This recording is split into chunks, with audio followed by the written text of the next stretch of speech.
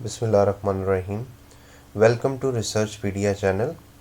दोस्तों, आज की इस वीडियो के अंदर मैं आपको एनालिटिकल रीजनिंग का 7वां रिव्यू क्वेश्चंस जो है वो समझाऊंगा। उम्मीद करता हूँ आपने इससे पहले वाले 6 के 6 क्वेश्चंस जो हैं उनकी वीडियोस देखी होंगी और अच्छे तरीके से प्रैक्टिस भी की होगी। इसके अलावा मैंने जो लोग इस वीडियो पर नए हैं, एनालिटिकल रीजनिंग की बेसलाइन जिन लोगों को नहीं पता, उन्हें मैं ये मशवरा दूंगा कि वो एनालिटिकल रीजनिंग की प्लेलिस्ट में जाएं और one by one step by step जो इसकी वीडियोस हैं उन्हें स्टार्ट से देखना शुरू करें। लाइक एनालिटिकल रीजनिंग होती क्या है, इसका एक स्टार्ट में एक एग्जांपल क्वेश्चन एनालिटिकल गेम के नाम से जो है वो चैनल पे मौजूद है। इसके अलावा आप ये भी चेक कर सकते हैं कि सिंबलाइजेशन की टेक्निक किस तरह से यूज़ की जाती है। मेरे इस चैनल के अंदर जो एनालिटिकल रीजनिंग की प्लेलिस्ट मौजूद है उसमें आप सिंबल्स को जो है वो यूज़ करते हुए आप चेक कर सकते हैं कि किस तरह से आप अपना टाइम मैनेज करके सिंबल्स को यूज़ करके आप किस तरह से जो है वो जो है अपना इफ़ेक्टिवली टाइम यूटिलाइज कर सकते हैं।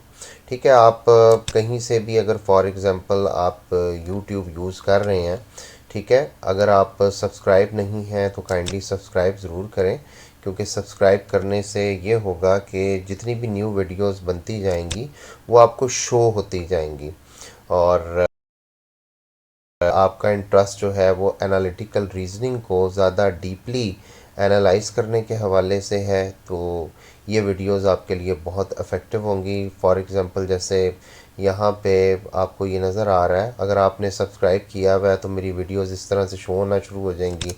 रिसर्च पीडिया के नाम से चैनल है, आप उस पर जाकर जो है अपनी मतलूबा वीडियोस जो हैं वो देख सकते हैं। यहाँ पे प्लेलिस्ट का ऑप्शन मौजूद है।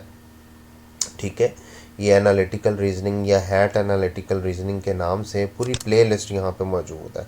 तो वो लोग जो कि यहाँ पर इस चैनल पर नए हैं वो काइंडली इसको ज़रूर सब्सक्राइब करें और ये देखेंगे वन बाय वन वीडियोस हैं। आप इनकी मदद से अपनी स्टेप बाय स्टेप जो है वो प्रैक्टिस अच्छे से अच्छे तरीके से इंश्योर कर सकते हैं। और वो लोग जिनको थोड़ी बहुत नो हाउ है एनालिटिकल रीजनिंग की, वो मज़ीद जो है वो एनालिटिकल रीजनिंग को इम्प्रूव कर सकते हैं और ज़्यादा से ज़्यादा प्रैक्टिस कर सकते हैं। असल इसमें जो सबसे बड़ा इशू है वो सिर्फ़ और सिर्फ टाइम मैनेजमेंट के ऊपर है। तो वो लोग जो एनालिटिकल रीजनिंग को अच्छे तरीके से प्रैक्टिस करना चाह रहे हैं वो ज़रूर इस प्ले लिस्ट को विज़िट करें। इसमें मैं रेगुलरली जो वीडियोस हैं वो इंक्लूड करता जा रहा हूँ। तो आते हैं आज की डिस्कशन की तरफ। रिव्यू क्वेश्चन नंबर 7 के आपने इसके ज़रिए जो बेसिक स्ट्रेटजीज़ हैं क्वेश्चन को अंडरस्टैंड करने की, उसको कैसे सॉल्व करना है क्वेश्चन को। फॉर एग्ज़ाम्पल इसकी मैं स्टेटमेंट को पढ़ता हूँ। For a group only one member is remaining. आप एक ग्रुप बनाना चाह रहे हैं और उस ग्रुप को बनाने के लिए सिर्फ एक मेंबर मज़ीद आपको चाहिए। ठीक है, and one member will be selected from a total of available 3 people.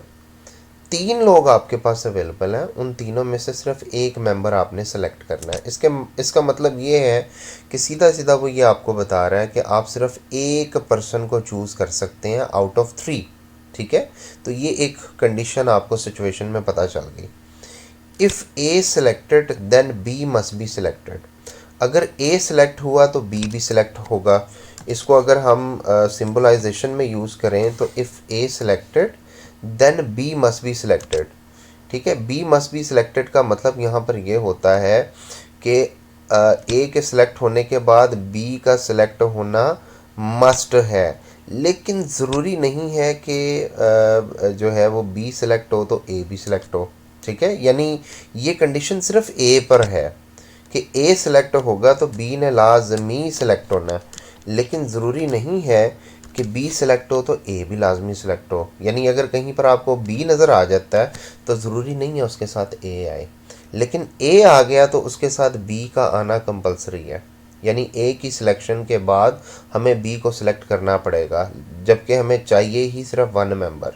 ठीक है, तो ये चीज़ याद रखिएगा। अब जैसे फॉर एग्ज़ाम्पल पहली पॉसिबिलिटी अगर मैं देखूं तो उसमें आपको ए नज़र आ रहा है, तो हमारे पास कंडीशन क्या है कि अगर ए सिलेक्ट होगा ना तो बी ने भी आना है। तो अगर हम यहाँ पर बी को भी ले आते हैं अकॉर्डिंग टू फर्स्ट कंडीशन, तो हमारी जो रिक्वायरमेंट है ना वो फॉल्स हो जाएगी। फॉल्स किस तरह से हो जाएगी, क्योंकि हमें मेंबर ही एक रिक्वायर्ड है। ठीक है, इसलिए इस कंडीशन का अप्लाई ना होना ही हमारे लिए फ़ायदेमंद है। लेकिन अगर हम सेकंड पॉसिबिलिटी पर जाएं तो सेकंड पॉसिबिलिटी पे आपको बी नज़र आ रहा है।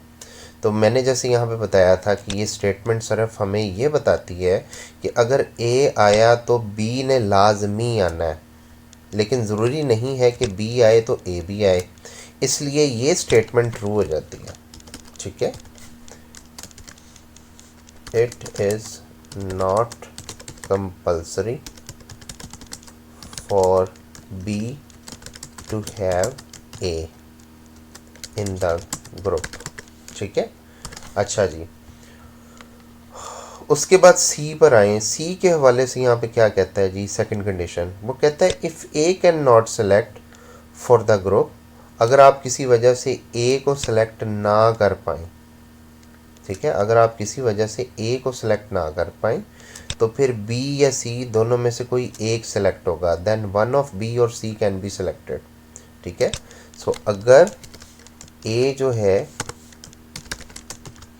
सिलेक्ट ना हो तो आपको बी या सी दोनों में से किसी एक को सेलेक्ट करना पड़ेगा।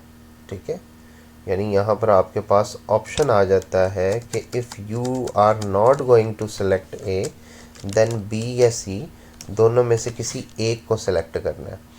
तो अगर हम ये थर्ड ऑप्शन देखें तो सी अकेला आ सकता है, ये भी ट्रू हो जाएगा, true as per second condition. ठीक है, क्योंकि सेकंड कंडीशन में कहा हुआ है कि अगर ए नहीं आएगा तो बी या सी दोनों में से कोई एक आएगा। चौथे नंबर पे ए के साथ बी आ रहा है। ठीक है, ए के साथ बी आ रहा है, तो ए के साथ बी आएगा तो वो हमारी बेसिक जो रिक्वायरमेंट है कि हमें चाहिए सिर्फ एक बंदा, वो गलत हो जाती है, तो ये फॉल्स हो गया। उसके बाद क्या सी के साथ ए आ सकता है? ठीक है, तो आपको बताया था कि अगर ए आता है ना, अगर ए सिलेक्ट ना हो सकता हो तो बी या सी दोनों में से कोई एक सिलेक्ट होता है, लेकिन ए के साथ जब भी आना है वो किसने आना है, बी ने आना है। ठीक है, लिहाजा सी के साथ ए नहीं आ सकता, ये भी फॉल्स हो गया। तो हमारे पास यहाँ पर सिर्फ और सिर्फ दो सिचुएशन ऐसी हैं या दो पॉसिबिलिटीज़ ऐसी हैं जो ट्रू है। ठीक है, तो जब भी आप कोई एनालिटिकल रीजनिंग क्वेश्चन जो है वो अटेम्प्ट करें तो पहले ये आइडेंटिफाई कर लें कि आपकी फॉल्स रिक्वायरमेंट कौन सी हो रही हैं, यानी कंडीशंस को अप्लाई करने के बाद बेसिक कंडीशंस को भी और न्यू कंडीशंस को भी और कंपलसरी कंडीशंस को भी अप्लाई करने के बाद ट्रू कौन सी हो रही हैं। ठीक है, आगे चल के किसी क्वेश्चन में मैं ये बताऊंगा कि अगर मल्टीपल कंडीशंस ट्रू हो जाएं तो उनमें से किसी एक को कैसे सेलेक्ट करते हैं। उम्मीद करता हूं कि इस वीडियो की आपको समझ आई होगी। इससे नेक्स्ट वीडियो भी ज़रूर देखिएगा, रिव्यू क्वेश्चन नंबर 8, उसमें इससे भी थोड़ा सा डिफरेंट सिनेरियो आएगा। उम्मीद करता हूँ कि आपको वीडियो की समझ आ गई होगी, इसको प्रैक्टिस ज़रूर कीजिएगा। शुक्रिया।